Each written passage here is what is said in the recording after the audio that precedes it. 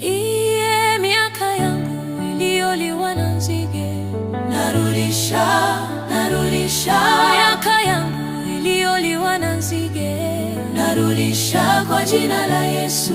Miaka yangu iliyoliwa na nzige, narudisha miaka yangu iliyoliwa na nzige, narudisha kwa jina la Yesu.